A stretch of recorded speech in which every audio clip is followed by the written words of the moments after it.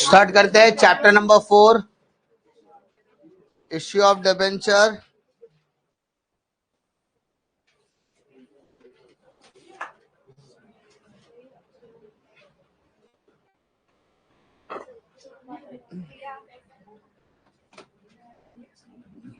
Start करो फटाफट। Chapter number 4, that is issue of debenture. Important chapter, लेकिन सबसे छोटा चैप्टर। ठीक है my dear, issue of debenture chapter number 3, chapter number 4, chapter number 5, total तीनों चैप्टर मिला के 35 मार्क का चैप्टर है वो। ठीक है, जिसमें से 24 मार्क, 35, 24 टोटल मार्क्स है, विद ऑप्शन 35 मार्क का चैप्टर है।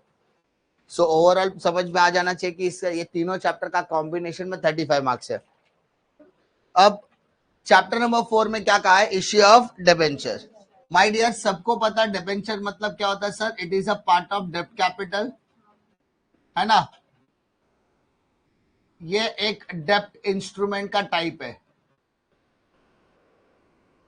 डेब्ट इंस्ट्रूमेंट का क्या है? सिर्फ एक, जब भी कंपनी को कोई कर्जा वगैरह लेना होता है तो कंपनी क्या करती है, शेयर्स वगैरह के इशू करने के बाद उसको कर्जा लेना, तो कर्जा लेने का एक प्रकार है जिसमें से डेब्ट आता है। कोई डेब्ट से नहीं लेगा तो किधर से लेगा? बैंक से लेगा, लोन से, बैंक लोन लेगा, फाइनेंशियल इंस्टीट्यूशन से लोन वगैरह ले सकता है, बॉन्ड साइन कर सकता है, पब्लिक डिपॉजिट, फिक्स डिपॉजिट के जरिए भी पैसे ले सकता है।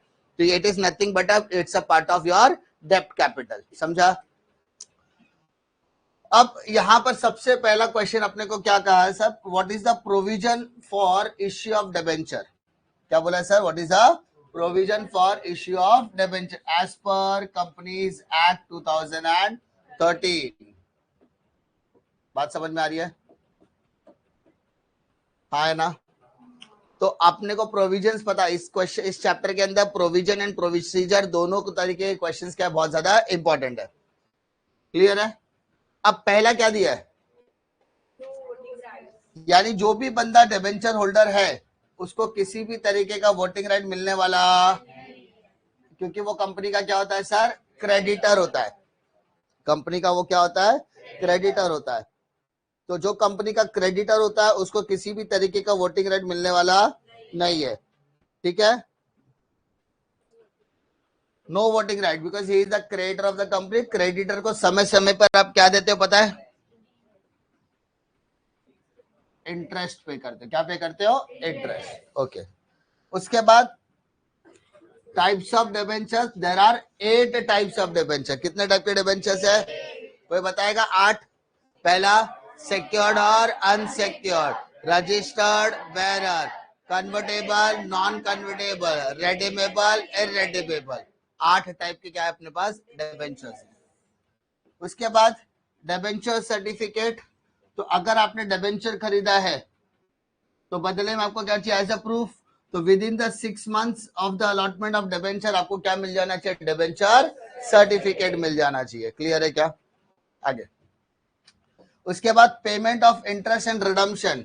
अगर आप कंपनी के क्रेडिटर हो तो आपको क्या मिलेगा सर? इंटरेस्ट भी मिलेगा और रिडम्पशन भी मिलेगा, क्योंकि क्लियरली बताया गया है जब जब आप कंपनी के क्रेडिटर बनोगे तब तब आपको टाइमली पेमेंट ऑफ इंटरेस्ट, यानी इंटरेस्ट का टाइमली पेमेंट भी होगा और साथ ही साथ आपको अश्योरिटी दिया जाएगा कि आपको क्या मिलेगा बदले में? रीपेमेंट ऑफ कैपिटल भी आपका पॉसिबल होने वाला है। समझ में आ रही बात? उसके बाद create debenture redemption reserve. Create debenture redemption reserve मतलब कंपनी अपने टोटल प्रॉफिट में से एक सर्टेन प्रोपोर्शन, एक रिजर्व क्रिएट करेगा जिसको वो कहेगा डिबेंचर रिडम्पशन रिजर्व। एक एग्जांपल देता हूं। मानो कि कंपनी ने 10,000 रुपए का लिया है डिबेंचर, मतलब उसने 10,000 रुपया लिया, बदले में 10,000 का डिबेंचर दिया। उसने प्रॉमिस किया है कि ये 10,000 रुपया 5 साल में लौटा दूंगा। कितने साल में लौटाऊंगा? तो कंपनी क्या करती है? अपने उस टोटल प्रॉफिट में से हर साल 2000 रुपया, सेकेंड ईयर में 2000 रुपया, तीसरे साल में 2000 रुपया, चौथे साल में 2000 रुपया, पांचवें साल में 2000 रुपया, टोटल मिला के कितना हो गया 10,000। तो ये जो 2-2 हजार का जो प्रोविजन कर रहे हैं उसको बोलता है डीआरआर। क्या बोलते हैं बेटा? DRR, debenture redemption reserve. वो बना कर रखते हैं ताकि एट द लास्ट एक साथ बर्डन ना आए, थोड़ा थोड़ा थोड़ा थोड़ा थोड़ा थोड़ा बर्डन हम लोग क्या करते हैं ईयरली बेसिस पे शिफ्ट करते हैं, जिसको बोलते हैं डिबेंचर रिडम्पशन रिजर्व। क्लियर है क्या? उसके बाद अपॉइंटमेंट ऑफ डिबेंचर ट्रस्टी।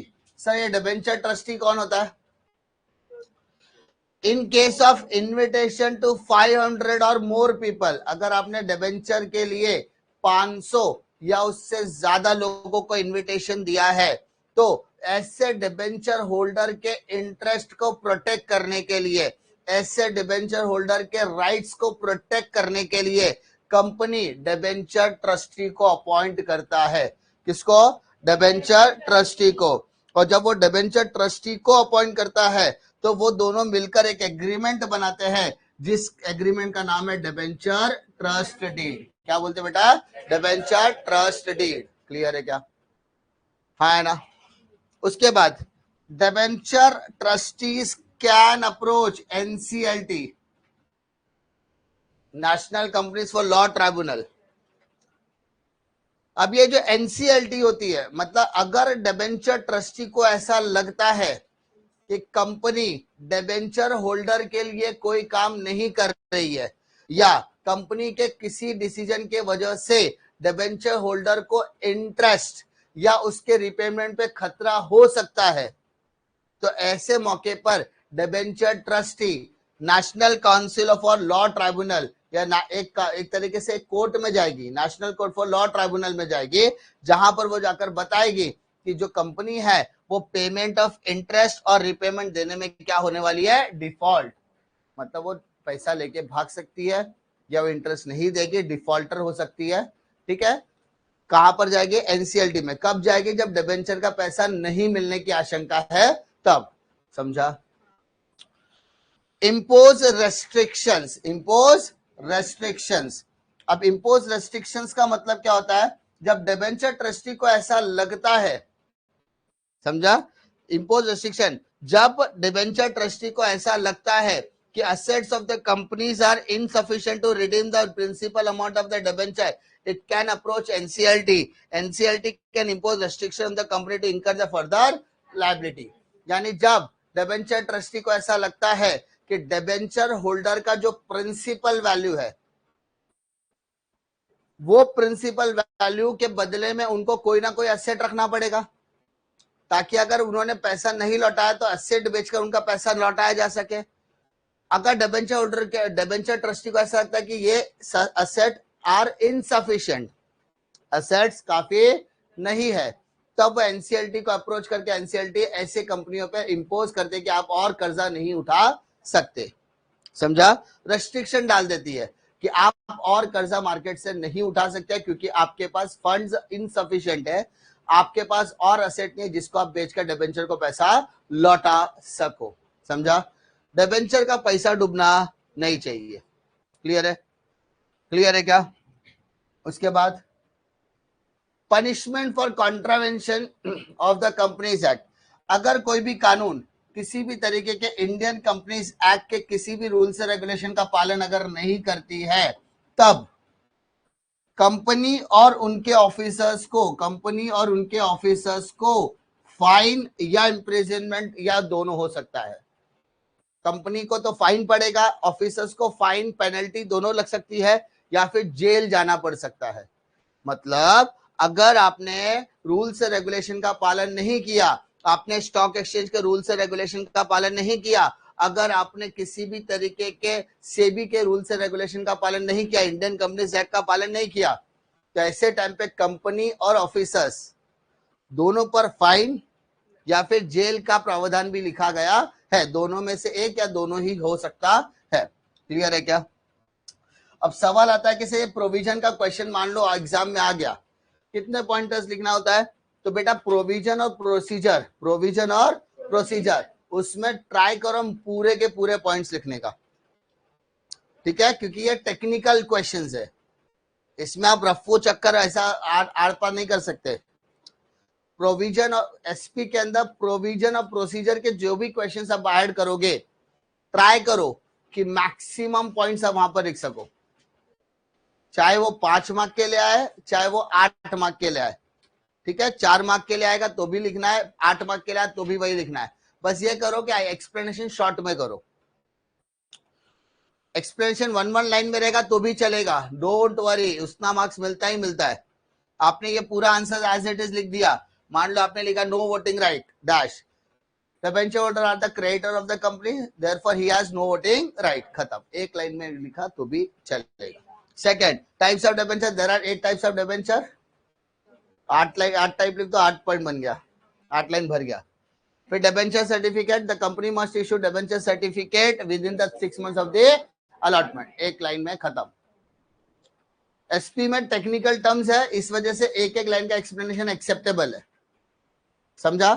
आप ये सारी जो केस स्टडी जो मैंने आपको बताया, जैसे punishment for contravention of provision of the companies act, in case of any default in the company in the point of view of the company and officer, the SEBI and the Indian Companies Act can impose a fine or penalties or imprisonment or both, fine penalty भी लगा सकती है या फिर jail भी लगा सकता है, या दोनों हो सकता है, समझा, in case of any default.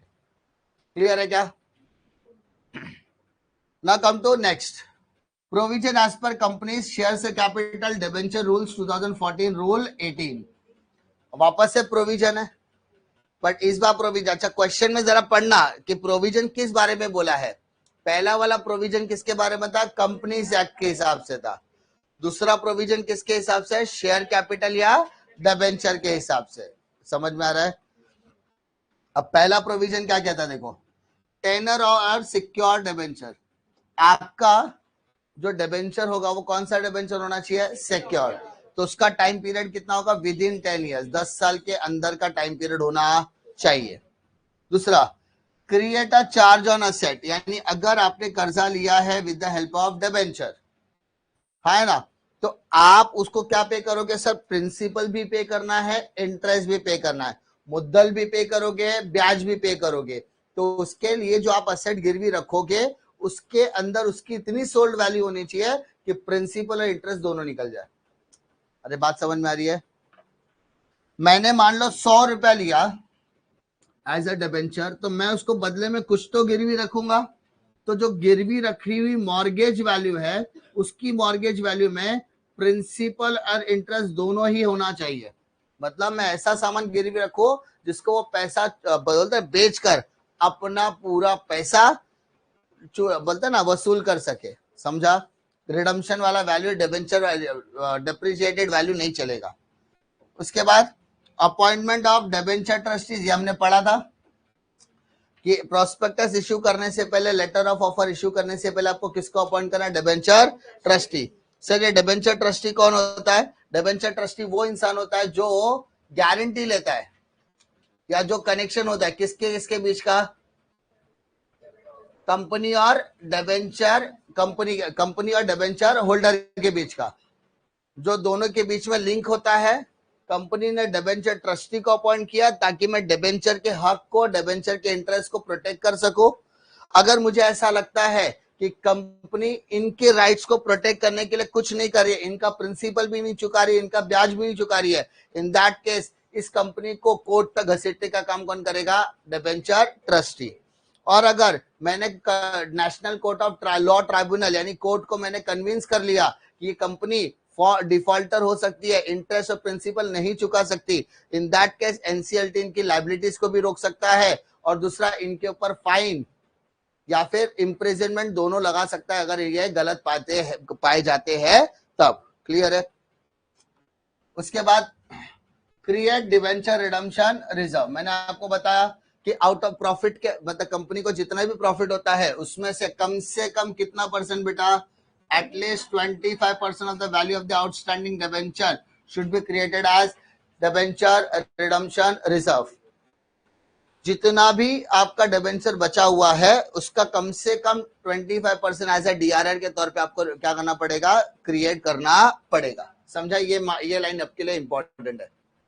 Deposit on or before 30th April each year at least 15% of the amount of the debenture maturing during the year ending on the 31st March of the next year can be used only for redemption of debenture. यानी जितना भी पैसा आपने side में निकाल के रखा है उसका सिर्फ 15% अमाउंट ही आप क्या कर सकते हो, रिडम्पशन के लिए इस्तेमाल कर सकते हो. समझ में आ रही बात? हाँ है ना? नेक्स्ट क्वेश्चन की तरफ आते हैं. ठीक है, इसमें कोई डाउट है क्या? पक्का श्योर कॉन्फिडेंस लॉक किया जाए. अब बात करते हैं requirement as per SEBI for issue of debenture. किसके बारे में sir? Requirement as per SEBI. SEBI की क्या रिक्वायरमेंट है? तो पहली रिक्वायरमेंट है सेबी की कि सर मिनिमम सब्सक्रिप्शन. कितना sir? Minimum subscription. If minimum subscription amount is not received, entire money should be refunded within 12 days from the date of closure of the issue. Sir, minimum subscription कितना sir? 90%. मतलब आपने debenture से जितना पैसा मंगाया, अगर 90% से कम रिस्पॉन्स आता है तो सबका पैसा लौटा दो. 90% से ज्यादा रिस्पांस आया तो चलेगा, लेकिन 90% से कम आए तो सबका पैसा आपको क्या करना पड़ेगा? लौटाना पड़ेगा. वो भी कितने दिनों के अंदर? 12 दिनों के अंदर, 12 डेज. क्लियर है? हाँ है ना? Next, retention of over subscription. Retention of over subscription. Maximum 100% of the base issue size. मतलब अगर आपको ओवर सब्सक्रिप्शन का कंडीशन मिलता है तो बाकी के लोगों को रिजेक्ट करना पड़ेगा. तो जितने लोग हैं उनको 100% क्या करना पड़ेगा? रिडम्पशन बोलते हैं, सॉरी, डिबेंचर इश्यू करना पड़ेगा. ओवर सब्सक्रिप्शन के केस में बाकी के पैसे को तो लौटाना पड़ेगा ना. 100 लोगों ने 100 डिबेंचर देना है, 200 लोगों ने अप्लाई कर दिया, तो आप क्या करोगे? 100 को दोगे, 100 को tata bye bye goodbye बोल देने का. क्लियर है? फिर अंडर राइटिंग. अगर 90% इश्यू नहीं हो पाता है, अरे समझा, अगर कंपनी को लगता है कि 90% इश्यू नहीं हो पाएगा तो कंपनी किसको अपॉइंट करेगा? अंडर राइटर को. तो अंडर राइटर वो इंसान होता है जो गारंटी देता है कि जो मार्केट में नहीं बिकेगा वो कौन खरीद लेगा? अंडर राइटर खरीद लेगा. तो अंडर राइटर का अपॉइंटमेंट प्रोस्पेक्टस में लिखा हुआ होना चाहिए. समझा? बोलते हैं ना, मार्केट में बेच, जितना बेचना बेच. जब तू बेच के थक जाएगा और तुझे लगता है मेरा कुछ होने वाला नहीं है, तो अंडर राइटर बोलेगा बाकी का सामान मैं खरीद लूंगा, बट डिस्काउंटिंग प्राइस में. बाद में उसको मैं कितने में बेचा, तेरा प्रॉब्लम नहीं है. तेरी इज्जत भी बच गई और तेरा सब सामान भी निकल गया, बाकी टेंशन लेने की जरूरत नहीं है. And last but not the least, credit rating. कम से कम एक क्रेडिट रेटिंग एजेंसी से आपको, जैसे एक कंपनी है क्राइसिल करके, ठीक है, इंडिया के अंदर कम से कम 7-8 कंपनियां ऐसी है जो क्रेडिट रेटिंग देती है, क्रेडिट स्कोर देती है. कंपनी की स्टेटस 5 स्टार, 3 स्टार, 2 स्टार, ऐसा ग्रेड देती है. A grade, double A, triple A, ऐसे ग्रेडिंग दिया जाता है. तो कोई भी एक क्रेडिट रेटिंग एजेंसी से आपके डिबेंचर इश्यू की क्रेडिट कैपेबिलिटी पर क्रेडिट रेटिंग मिलना चाहिए. समझा? अरे समझा? जैसे कोई भी मूवी देखने से पहले आप स्टार चेक करते ना, कितना पॉजिटिव स्टार है, प्लस है, माइनस है, 3 है, 3.5 है, 4, 4.5, 5, वैसा. तो अगर आपने डिबेंचर इशू करना है तो आपको देखना है कि क्राइसिल जैसी संस्थाएं जो होती है उस पर कितना तक का आपका क्या हो सकता है? क्रेडिट रेटिंग हो सकता है. क्लियर है? पक्का? हाँ है ना? समझ में आया प्रोविजंस में क्या क्या है? सब प्रोविजंस मतलब ये सारे कानून आपके लिए रेटिंग एजेंसी के अंदर देखा जाता है. अब हम किसके बारे में डिस्कस करेंगे? प्रोसीजर. प्रोसीजर आपको चेंज बिल्कुल नहीं करना है. प्रोसीजर, आप प्रोसीजर को चेंज, सीक्वेंस आपका क्या रहना चाहिए सर? सेम होना चाहिए. You can not change the sequence of the issue of debenture. पहला क्या है? Pass resolution in board meeting.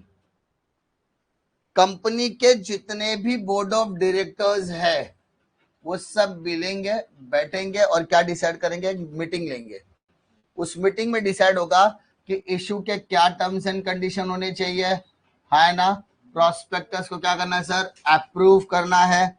उसके बाद appointment of debenture trustee, create charge on asset, extraordinary general meeting बुलाना है और सेपरेट बैंक अकाउंट खोलना है। जैसे बड़े अलग अलग डिफरेंट डिफरेंट मुद्दों पर वो क्या करेंगे, बातचीत करेंगे और मिलकर क्या लेंगे, डिसीजन लेंगे। समझा।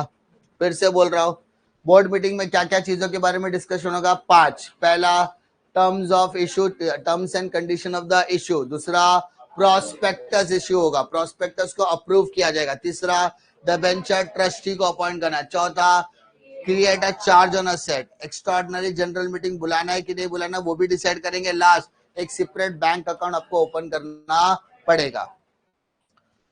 नेक्स्ट क्वेश्चन क्या कहता है, नेक्स्ट पॉइंट क्या कहता है, एक्स्ट्राऑर्डिनरी जनरल मीटिंग।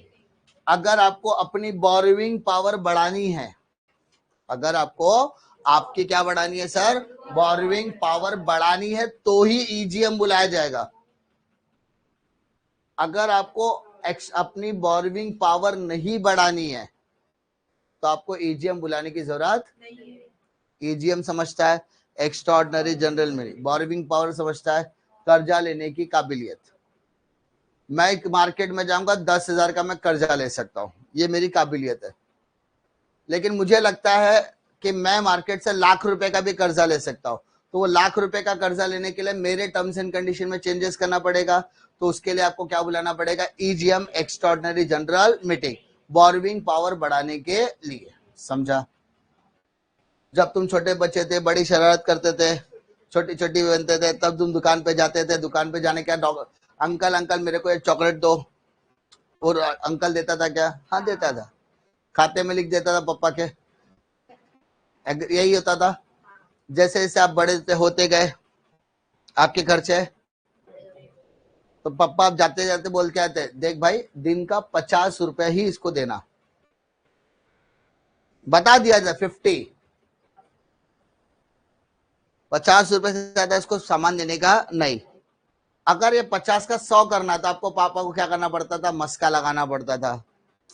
इसको बोलते हैं extraordinary general meeting. Borrowing power को बढ़ाना है तो आपके बोर्ड ऑफ डायरेक्टर मिलकर क्या लेंगे, एक्स्ट्राऑर्डिनरी जनरल मीटिंग, और उसमें आर्टिकल्स ऑफ एसोसिएशन, क्या बोला, आर्टिकल्स ऑफ एसोसिएशन में चेंजेस करना पड़ेगा, कंपनी के रूल्स एंड रेगुलेशन में चेंजेस करना पड़ेगा।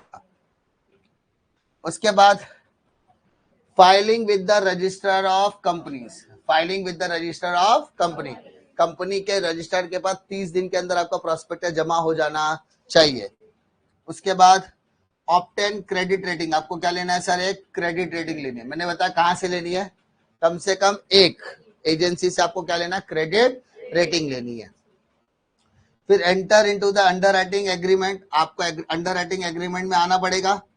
क्यों आना पड़ेगा, क्योंकि ये गारंटी देता है ना भाई, if nobody will buy I will going to buy, कोई नहीं खरीदेगा तो मैं खरीदेगा। फिर आपको क्या इशू करना है, प्रोस्पेक्टस। मान लो आपके पास प्रोस्पेक्टस नहीं है, आप डायरेक्टली क्या इशू कर सकते हैं, letter of offer, offer letter. Prospectus किसको दिया जाता है, पब्लिक इशू में। ऑफर लेटर किसको दिया जाता है, प्राइवेट प्लेसमेंट में। और लेटर ऑफ ऑफर किसको दिया जाता है, राइट इशू। तीन अलग अलग चीज है। प्रोस्पेक्टस किसको देते हैं, पब्लिक इशू में। ऑफर लेटर किसको देते हैं, प्राइवेट प्लेसमेंट में। और लेटर ऑफ ऑफर किसको देता है, राइट इशू में। क्लियर है। फिर ओपन सेपरेट बैंक अकाउंट, आपको क्या करना पड़ेगा, एक अलग सा अकाउंट खोलना पड़ेगा जिसमें आप एप्लीकेंट से पैसा वसूल करोगे। होता है ना कि ऊपर वाले जेब में डिबेंचर का पैसा होगा, एक वाले जेब में शेयर्स का पैसा होगा, एक में इक्विटी का होगा। वैसे बैंक अलग अलग अकाउंट खोलता है ताकि एक पैसा दूसरे से मैच होना, मतलब मिक्स नहीं होना चाहिए। तो वो हर प्रोसीजर के लिए एक अलग से बैंक अकाउंट ओपन करता है। उसके बाद receive application money, bank account करने के बाद एप्लीकेशन इशू किया जाएगा। एप्लीकेशन के बाद जो जो आपके कंपनी के डिबेंचर खरीदना चाहते हैं वो क्या करेंगे, फॉर्म भरेंगे। फॉर्म भरने के बाद फिलअप करने के बाद आपको क्या देंगे, क्या देंगे, application plus application money. Application के साथ वो एप्लीकेशन मनी का पैसा किधर आएगा, आपके खाते में आएगा। ठीक है। उसके बाद कंपनी क्या बुलाएगी सर, एक और बोर्ड मीटिंग बुलाएगी। अब इस बोर्ड मीटिंग में क्या डिस्कस होगा कि अप्रूव करना है अलॉटमेंट को, क्या करना है, अप्रूव। जिन लोगों ने अप्लाई किया है उनको आपको डिबेंचर अलॉट करना पड़ेगा, तो उनकी क्या लेनी पड़ेगी, परमिशन। क्या लेनी पड़ेगी, परमिशन लेनी पड़ेगी। उसके बाद जिनको अलॉटमेंट मिल गया उनको क्या देने का sir, issue of debenture certificate. Clear है। तो completion of allotment procedure within 60 days of the receipt of the application money, issuing debenture certificate within 6 months of the allotment of debenture। आपको क्या करना है, एप्लीकेशन रिसीव किया तो application receive करने के बाद 2 महीने के अंदर उनको क्या मिल जाना चाहिए सर, रिसिप्ट। क्या मिल जाना चाहिए, रिसिप्ट। और अलॉटमेंट के बाद 6 महीने के अंदर उनको सर्टिफिकेट पहुंच जाना चाहिए। पहले रसीद पहुंचेगी, बाद में क्या पहुंचेगा, certificate. And last, market make entries in the register of debenture holder. फिर उस डिबेंचर होल्डर का पूरा नाम काम सारी डिटेल्स कहाँ पे लिखोगे, अपने कंपनी के इंपॉर्टेंट डॉक्यूमेंट जिसमें रजिस्टर बनाओगे, उस रजिस्टर में का नाम होगा रजिस्टर ऑफ डिबेंचर होल्डर। 7 दिनों के अंदर उसकी सारी एंट्री किधर लिखी जाएगी, रजिस्टर ऑफ डिबेंचर होल्डर।